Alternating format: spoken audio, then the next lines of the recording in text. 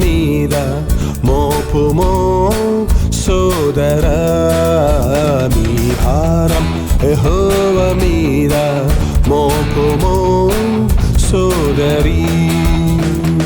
ఆయనే నిన్ను ఆదుకొనును, ఆయనే నీదు వాంఛ తీర్చును. ఆయనే నిన్ను ఆదుకొనును, ఆయనే నీదు వాంఛ తీర్చును. భారం యెహోవా మీద మోపుమో సోదరా, నీ భారం యెహోవా మీద మోపుమో సోదరీ. ఈ లోకంలో అన్నిటికంటే కష్టతరమైన పని ఏంటంటారు? మీకు తెలుసా? దేవుడు మనకిచ్చినటువంటి బిడ్డలను యోగ్యులుగా పెంచి గొప్పవారిని చేయటం. దేవుడు మనకు గర్భఫలాన్ని ఇస్తున్నాడు, చక్కటి బిడ్డలను ఇస్తున్నాడు.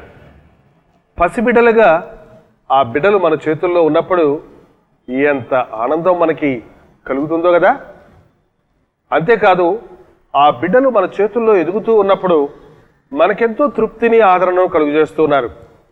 కానీ ఆ బిడ్డలను మనం పెంచే విధానం ఎరగకపోతే వారు పెద్దవారైనప్పుడు ముద్దు ముద్దుగా ఉన్న ఆ బిడ్డలే ఎంతో కఠినులుగా తల్లిదండ్రుల పట్ల ప్రవర్తిస్తూ ఉన్నారు.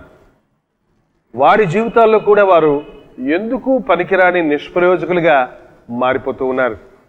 బిడ్డలు పెరుగుతూ ఉండగా మనం అనేకమైన విషయాలు, నీతి న్యాయాలు కలిగి ఎలా జీవించాలి, మరి ముఖ్యంగా ఆధ్యాత్మికంగా ఎలా ఉండాలి, దేవుని యందు ఎలా ఆసక్తి కలిగి ఉండాలి, పెద్దల పట్ల ఎలా ప్రవర్తించాలి, ఏ విషయాన్ని ఎలాగా సమర్థించుకోవాలి అన్న విషయాలను తల్లిదండ్రులుగా మనం చిన్నపిల్లలకు నేర్పిస్తే పెద్దవారు అయినప్పుడు వారు గొప్పవారు అవుతారు.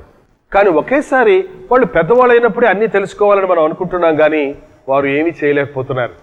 కాబట్టి పిల్లలను పెంచటం చాలా ముఖ్యమైన పని. ఏదో చక్కటి ఆహారం ఇచ్చేస్తున్నాం, మంచి వస్త్రాలు కొనిస్తున్నాం, మంచి స్కూల్లో డొనేషన్లు కట్టి చేర్పిస్తున్నాం, ఇంకేం చేయమంటారండి మా పిల్లల కోసం అంటారేమో. అవి చాలవు. తల్లిదండ్రులుగా మనం మరింత శ్రద్ధను మన బిడ్డల పట్ల వహించాలి.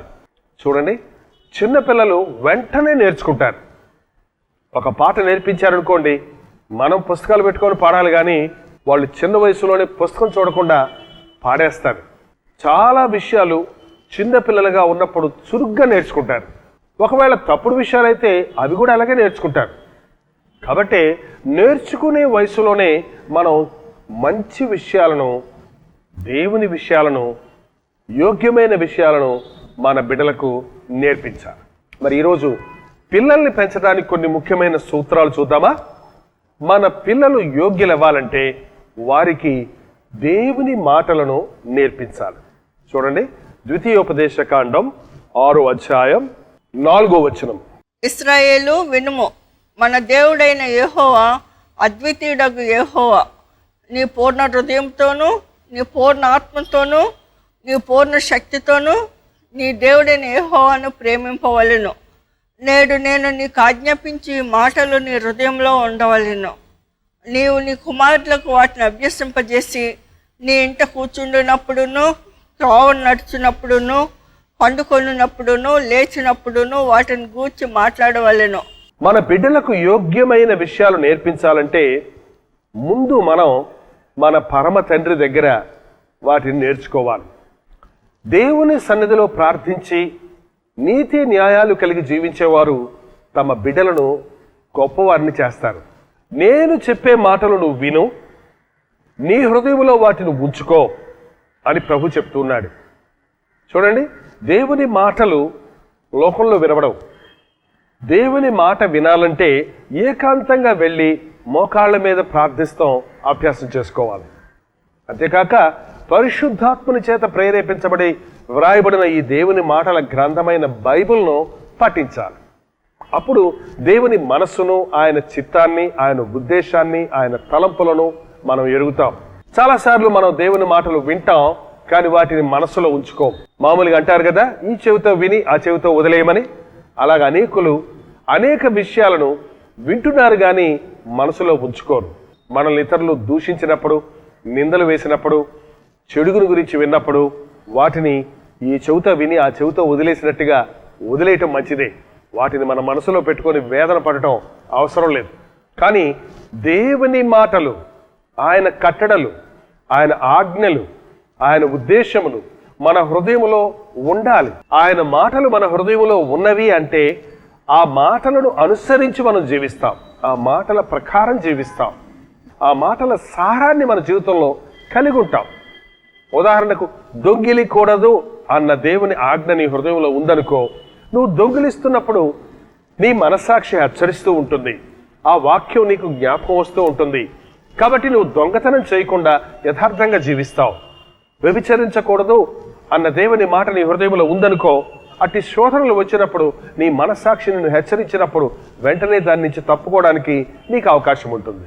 కీడుకు ప్రతి కీడు చేయవద్దు అన్న మాట నీ హృదయంలో ఉందనుకో, నీకు అపకారం చేసిన వారి గురించి నీవు ఊరకని ఆలోచిస్తూ వారికి ఎలాగూ తిరిగి ప్రతీకారం చేయాలా అనే ఆలోచన నీకు రాకుండా నీవు నీ హృదయాన్ని సరి చేసుకుంటావు, నీ జీవితాన్ని యథార్థంగా కాపాడుకుంటావు.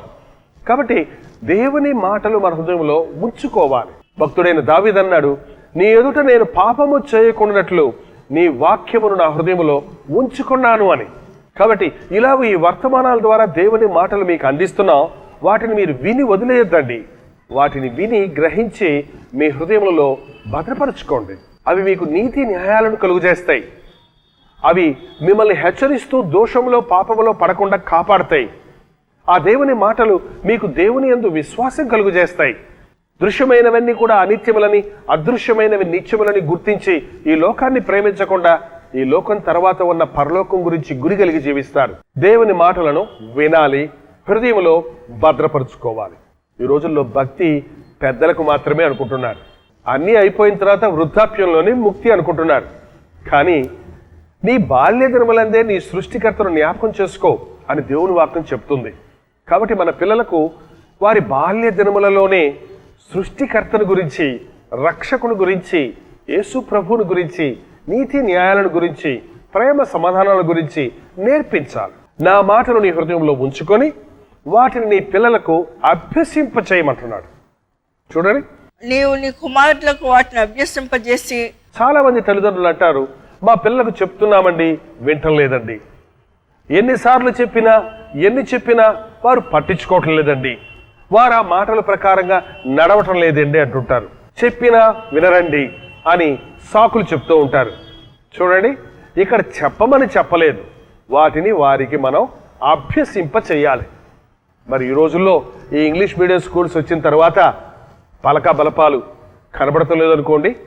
కానీ పూర్వ దినాల్లో ఒక చిన్న బిడ్డను మొదటిసారిగా స్కూల్కి తీసుకెళ్ళి అక్షరాభ్యాసం చేసినప్పుడు ఆ చిన్నవాని చేతి మీద ఆ పంతులు గారి చెయ్యి ఉంచి ఆ చేతితో పట్టుకున్న బలపంతో ఆ పలక మీద ఆ ఆ ఈ ఈ అని చెబుతూ ఆ పిల్లవాడి చేతి మీద తమ చేతి నుంచి రాయించేవారు. అది అభ్యాసం చేయటం, చెబుతూ చేస్తూ చేయించటం. చూసారా, మనం చాలాసార్లు ఇతరులకు చెప్తాం కానీ మనం చెయ్యం. పిల్లల్ని అలా ఉండు ఇలా ఉండు అంటాం కానీ అలా మనం ఉండం. అప్పుడు అది వాళ్ళు నేర్చుకోరు. వారికి ఏం చెప్తున్నామో అది మనం చెయ్యాలి, చేసి చూపించాలి. చూసారా, దేవుని మాటలను ఇతరులకు చెప్పటం వల్ల ప్రయోజనం లేదండి. వాటిని మనం అనుసరించి చెప్పాలి, వాటి ప్రకారంగా జీవించి చెప్పాలి. ఈనాడు మాలాంటి బోధకులు ఎందరో ఏమేమో చెప్తున్నారు కానీ ఎంతమంది వాటి ప్రకారంగా జీవించి బోధిస్తున్నారు అన్నదే చాలా ప్రాముఖ్యం. విశ్వాసాన్ని గురించి మీకు చెప్తున్నప్పుడు మాకు విశ్వాసం ఉండాలి కదా. ప్రేమను గురించి మీకు బోధిస్తున్నప్పుడు మేం ప్రేమ కలిగి ఉండాలి కదా. పరిశుద్ధతను గురించి తెలియజేస్తున్నప్పుడు ఆ పరిశుద్ధతను మా జీవితాల్లో అనుభవించాలి కదా. అప్పుడే అది ఫలిస్తుంది, అప్పుడే ఆ బోధ వలన ప్రయోజనం ఉంటుంది. మనం అనుసరించి మన పిల్లలకు వాటిని అభ్యసింప చెయ్యాలి. ఒక విషయం మనల్ని పిల్లల్ని చేయమన్నప్పుడు ఎంతమంది దాన్ని చేసి పిల్లలకు చెప్తున్నాం అన్నది చాలా ప్రాముఖ్యం. దేవుని మాటలు మనం విని హృదయంలో ఉంచుకొని వాటిని మనం అనుసరించి వాటిని మన బిడ్డలకు అభ్యసింప చేయాలి. అప్పుడు వారు గొప్పవారు అవుతారు. దేవుని మాటలను ఏదో ఒక గంట సేపో ఒక అరగంట సేపో ఒక నిర్ణీత సమయంలోనో వారితో చెప్పి ముగిస్తే సరిపోదు. చూడండి, నీ ఇంట కూర్చుండినప్పుడును, త్రోవ నడుచున్నప్పుడును, పండుకొనినప్పుడును, లేచినప్పుడును వాటిని గూర్చి మాట్లాడవలెను. పిల్లలతో ఒక క్లాస్ తీసుకున్నట్టుగా ఒక అరగంట సీరియస్గా ఏవేవో చెప్పేసి ఆ తర్వాత మన దారిని మనం ఉంటూ వారి దారిని వారిని వదిలేస్తే వారి ప్రయోజకులు ఎవరు? చూడండి, మనం వారితో మాట్లాడాలి. ఎప్పుడు? ఇంటిలో కూర్చున్నప్పుడు, త్రోవలో నడుస్తున్నప్పుడు, పండుకున్నప్పుడు, లేచున్నప్పుడు వాటిని గురించి అనగా దేవుని మాటలను గురించి మన బిడ్డలతో మాట్లాడాలి.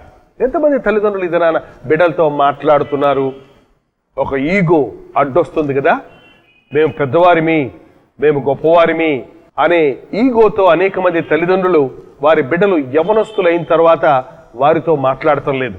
విస్తారమైన పనిపాటలతో ఇమిడిపోయి ఎవరి దారి వాడిది, ఎవరి గోల వారిది అన్నట్టుగా పిల్లలతో తల్లిదండ్రులు, తల్లిదండ్రులతో పిల్లలు సమయమే గడపడం లేదు. కాబట్టి ఎవరి ఇష్టానుసారంగా వారు జీవిస్తున్నారు.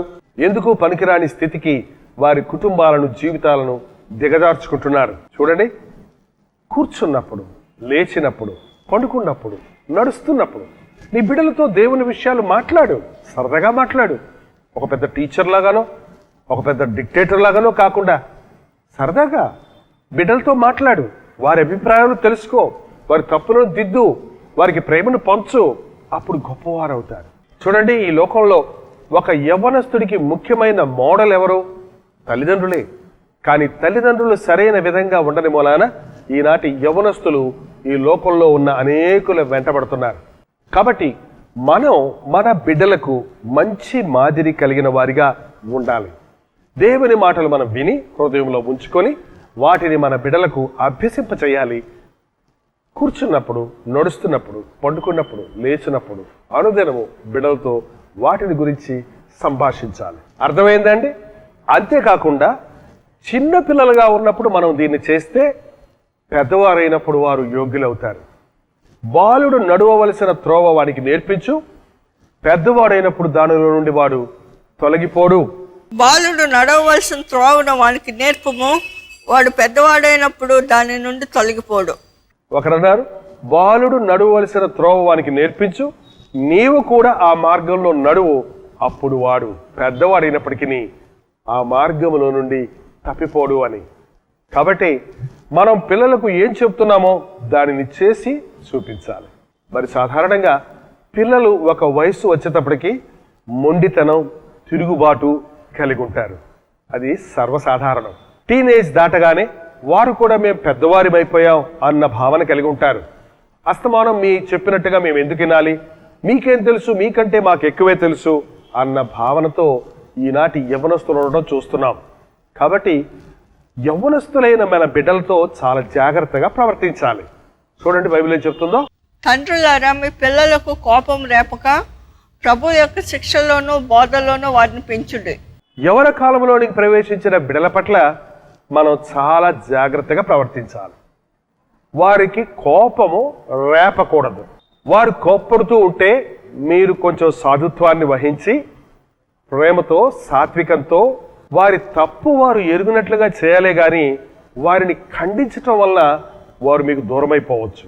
కాబట్టి తండ్రులారా, మీ పిల్లలకు కోపము రేపక శిక్షలోను బోధలోను వారిని పెంచుడి.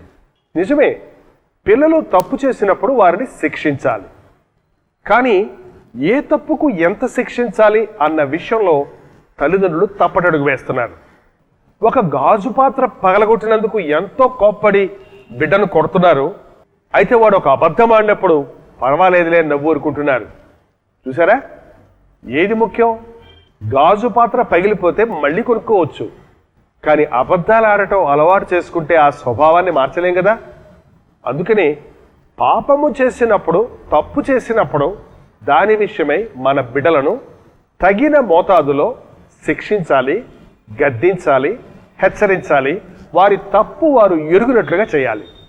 తప్పు చేసిన తర్వాత నిందలు మోపుతూ ఇట్లా చేశావు, అలా చేశావు, ఇలా చేశావు అని ఆ బిడ్డను మరింత కృంగదీయటం ఈ రోజున చాలామంది చేయటం చూస్తున్నాం. అయితే తప్పు చేసినప్పుడు ఆ బిడ్డ మీద మనం కనికరపడి అటువంటి తప్పు మరొకసారి చేయకూడనట్లు అతనికి తగిన కౌన్సిలింగ్, తగిన సలహాలను, తగిన బోధను తగిన సలహాలను, సూచనలను మనం ఇవ్వాలి. చేసిన తప్పును క్షమించి ఇక మీదట తప్పు చేయకుండా ఉండినట్లు బిడ్డలను తీర్చిదిద్దుకోవటం నేర్చుకోవాలి. అది చేసిన రోజు మీ బిడ్డలు ప్రవీణులవుతారు. మీరు సంతోష సమాధానాలతో వర్ధిల్లుతారు. మనకి ఈ లోకంలో తృప్తి ఏంటి చెప్పండి? మన బిడ్డలు గొప్పవారు అవ్వాలనే కదా. ఎన్ని ఆస్తిపాస్తులున్నా, ఎన్ని విద్యార్హతలున్నా ఆ బిడ్డ, ఆ కుమార్తె లేక కుమారుడు వారు యోగ్యులుగా లేకపోతే, వారి కుటుంబాల్లో సమాధాన సంతోషాలు లేకపోతే, వారికి వివాహాలు అయిన తర్వాత కూడా తల్లిదండ్రులుగా మనం వేదన చెందుతూనే ఉన్నాం కదా. అందుకని మన బిడ్డల విషయంలో మనం జాగ్రత్త వహించాలి. కోపము రేపక బోధలో, శిక్షలో వారిని పెంచాలి. ఒక తప్పు చెయ్యొద్దు అని చెప్పేదానికి బదులు అది ఎందుకు చెయ్యొద్దు అంటున్నామో, అది చేస్తే దాని పర్యవేక్షణాలు ఏమిటో మనం ఆ బిడ్డలకు తెలియచేయాలి. చూడండి, ఒకప్పుడు పిల్లలు ఇంట్లో నుంచి బయటకు వెళ్ళిపోయేవారు, రోడ్ల మీద తిరుగుతూ ఉండేవారు, మూవీస్కి వెళ్ళిపోతూ ఉండేవారు, చిల్లర ఆటలు ఆడుతూ రోడ్ల మీద తిరుగుతుండేవారు. అయితే ఈరోజు యవనస్తులు చాలామంది కంప్యూటర్కు అడిక్ట్ అయిపోతున్నారు. ఫేస్బుక్ అని, ఎస్ఎంఎస్లని, ఈమెయిల్స్ అని గంటల తరబడి వాటిలో కూర్చోవటం, చాటింగ్ అని మొదలుపెట్టి అవతల వ్యక్తి ఎవరో తెలియకపోయినా వారితో వారి హృదయంలోని సంగతులన్నీ చెప్పేయటం, వారి సంగతులన్నీ తెలుసుకునటం, గంటలు దొర్లిపోవటం చూస్తూ ఉన్నాం. అది గమనించిన తల్లిదండ్రులు ఆ బిడ్డలను ఎలా గద్దించాలి, ఎలా సరిదిద్దాలి అనే విషయంలో జ్ఞానం కలిగి ఉండాలి. నువ్వు ఊరకనే వెళ్ళి ఆ కంప్యూటర్ దగ్గర ఏం చేస్తున్నావు, మూసేయి, కట్టేయి అని అంటే నీకేం తెలుసు కంప్యూటర్ సంగతి? కంప్యూటర్లో నేను చదువుకుంటున్నాను, కంప్యూటర్లో నేను అది చేస్తున్నాను, ఇచ్చేస్తున్నాను అని ఆ బిడ్డలు నీకు చెప్పొచ్చు. ఎందుకంటే ఈ కంప్యూటర్ యుగంలో ఈనాటి యువకులకు తెలిసినంత మనకు తెలియదు కదా. వారే ప్రవీణులుగా ఉన్నారు కదా. ఒక కంప్యూటర్ ద్వారా ఎన్నో గొప్ప కార్యాలు సాధిస్తున్నారు కదా. ఎన్నో పనులను సునాయాసనంగా చేస్తున్నారు కదా. ఇదిగో చూడండి, ఈ టీవీ కార్యక్రమాలు మీ దగ్గరకు రావాలంటే అవి కంప్యూటర్లోనే పనిచేస్తున్నాం, వాటిని ఫీడ్ చేస్తున్నాం. మరి అనేక రీతిలుగా ఈ రోజున కంప్యూటర్ యూజ్ అవుతుంది. కాబట్టి కేవలం కంప్యూటర్ వాడొద్దు అని చెప్పడానికి బదులు దేనికి వాడాలి, దేనికి వాడకూడదు అన్న విషయాన్ని మనం సరైన రీతిగా మన పిల్లలకు ప్రబోధించాలి. అలాగే ఒక సెల్ ఫోన్ ఎంతో ఉపయోగకరంగా ఉంది, అదే సమయంలో ఆ సెల్ ఫోన్ ఎంతో హానికరమైన ఇన్స్ట్రుమెంట్గా ప్రతి వారి చేతుల్లోనూ ఉంటుంది. కాబట్టి ఈ విషయాలన్నీ మనం అనుసరిస్తూ, మనం పాటిస్తూ, మనం నిగ్రహశక్తి కలిగి, ఆశా నిగ్రహము కలిగి జీవిస్తూ మన బిడ్డలకు వాటిని గురించి బోధించాలి, నేర్పించాలి. అప్పుడు రైట్ యూస్ చేస్తే గొప్ప కార్యాలను వారికి ఉన్న టాలెంట్స్ ద్వారా సాధించగలుగుతారు. ఎప్పుడు మీ బిడ్డల పట్ల పాజిటివ్గా ఉండండి. అంటే ఎప్పుడు బిడ్డలను అనుమానిస్తూ, వారి మీద నిందలు మోపుతూ, వారిని క్రిటిసైజ్ చేస్తూ ఉండకండి. బిడ్డలను ప్రోత్సహించడం, బిడ్డలను అర్థం చేసుకోవడం మనం కలిగి ఉన్న రోజున ఆ బిడ్డలు మనస్సు విప్పి మనతో మాట్లాడతారు, మనతో సన్నిహితులుగా ఉంటారు, వారు శోధనలో పడకుండా కాపాడబడతారు. కాబట్టి మన పిల్లల్ని పెంచాలంటే మొదట మనం దేవుని మాటలు వినాలి, వాటిని హృదయంలో ఉంచుకోవాలి, వాటిని బిడ్డలకు అభ్యసింపచేయాలి. అదే సమయంలో బిడ్డలు పెరుగుతూ ఉండగా, పెద్దవారు అవుతూ ఉండగా వారికి కోపం రేపక దేవుని బోధలో, శిక్షలో, చక్కటి సలహాలతో, ప్రోత్సాహంతో మన బిడ్డలను తీర్చిదిద్దటం మనం నేర్చుకోవాలి. బుద్ధి వచ్చిందని నీ కుమారుని శిక్షింపుము, అయితే వాడు చావాలని కోరవద్దు. ఈ రీతిగా మన బిడ్డలను పెంచిన రోజు వారిని చూసి మనం అతిశయించులాగున, ఆనందించులాగున ఆ బిడ్డలు యోగ్యులవుతారు, ప్రవీణులవుతారు, గొప్ప కార్యాలను సాధించగలుగుతారు. దేవుడు అటువంటి కృపను మనకు, మన బిడ్డలకు అనుగ్రహించునుగాక. చిన్న ప్రార్థన. పరిశుద్ధుడా, ప్రేమల తండ్రి, ఈ సమయంలో ఈ వర్తమానమును ఆలకిస్తున్న ప్రతి తల్లిదండ్రులను నీ చేతులకు అప్పగిస్తున్నాం. మా బిడ్డలు మా మాట వినటం లేదే, మా బిడ్డలు దౌర్భాగ్యులైపోయారే, మా బిడ్డలు మా మీద తిరగబడుతున్నారే, మా బిడ్డలు వారి చదువులో ముందుకు సాగలేకపోతున్నారే అని దిగులు చెందుతున్న ప్రతి తల్లిదండ్రులను ఈ సమయంలో కరుణించిన ఆయన. ఇప్పటికే పెరిగి పెద్దవారైన బిడ్డలను మేము కొట్టలేము, తిట్టలేము, సరిచేయలేము గనుక మనుషుల హృదయాలను మార్చగలిగిన, నిష్ప్రయోజకులను ప్రయోజకులుగా చేయగలిగిన నీ చేతులకు మా బిడ్డలను అప్పగించుకుంటున్నామయ్యా. ఇప్పుడైనా వారి జీవితాల్లో ఒక మార్పు చూచినట్లు, వారి హృదయాలలో పరిశుద్ధాత్మ కార్యములు జరుగునట్లు నీ కృపను వారి మీద కుమ్మరించుము. ఇదిగో ప్రభువా, మా బిడ్డలను పసికందులుగా మా చేతుల్లో ఉంచినప్పుడు వారిని ఎలాగూ మేము పెంచవలనో, ఏ రీతిగా వారికి నేర్పించవలనో, ఏ రీతిగా వారిని మేము మంచి మాదిరిగా ఉండి నడిపించవలనో మేము ఎరుగునట్లు నీ కృపను మా మీద కుమరించు నాయన. నీ పరిశుద్ధ గ్రంథములోని మాటలు ధ్యానించువారిగా, అనుసరించువారిగా, హృదయంలో భద్రపరుచుకుని మా బిడ్డలకు బోధించువారిగా ఉండుటకు ఈ కార్యక్రమాన్ని వీక్షిస్తున్న ప్రతి ఒక్కరికి నీ సహాయం చేయండి. నీతి న్యాయాలను గురించి, యథార్థతను గురించి, దేవుని యందు భయభక్తులు కలిగి ఉండడం గురించి మేము ఆ బిడ్డలకు బోధించుటకు, ఆ రీతిగా మేము జీవించుటకు సహాయం చేయండి. ఇప్పటికే ఏ కుటుంబంలో అయితే యవ్వన బిడ్డలు తల్లిదండ్రుల మీద తిరగబడే స్థితిలో ఉన్నారో వారిని నీవు చూడు నాయన. నీ ఆత్మ కార్యమును అటువంటి బిడ్డల హృదయాలలో జరిగించుము నాయన. తల్లిదండ్రులు ఇప్పటికైనా పశ్చాత్తాపడి వారి శాపము, వారి కీడు వారి బిడ్డల ఒడిలో పడకుండానట్లు నీ సన్నిధిలో పశ్చాత్తాపడి నీ పాదములు పట్టుకున్నటకు నీ నామములో ఆ బిడ్డలు దీవించబడి ఆశీర్వదించబడినట్లుగా కృపను చూపించుము. తల్లిదండ్రుల యొక్క ప్రార్థన విశ్వాసములు బిడ్డలకు ఆశీర్వాదాలు కలుగజేస్తామని ఎరిగి నీ నామములో మేము ప్రార్థించువారిగా, నీ యందు విశ్వాసముంచువారిగా, నీ చిత్తములో మా బిడ్డలను నడిపించినట్లుగా మా ఒక్కొక్కరికి నీ సహాయము చేయము. ఈ సమయంలో ఈ కార్యక్రమాన్ని వీక్షిస్తూ మా బిడ్డలను ఎలా పెంచుకోవాలి అనే సందేహంతో ఉన్నవారు ఈ క్షణం నుండి ఆ సందేహాలు తీర్చబడిన వారే నీ వాక్యానుసారంగా, నీ చిత్తానుసారంగా మా బిడ్డలను పెంచి గొప్పవారిని చేయనట్లు నీ కృపలను ఈ కార్యక్రమాన్ని వీక్షిస్తున్న ప్రతి వారి మీదను కుమ్మరించుమని యేసు క్రీస్తు నామములో అడుగుచున్నాను తండ్రి, ఆమేన్.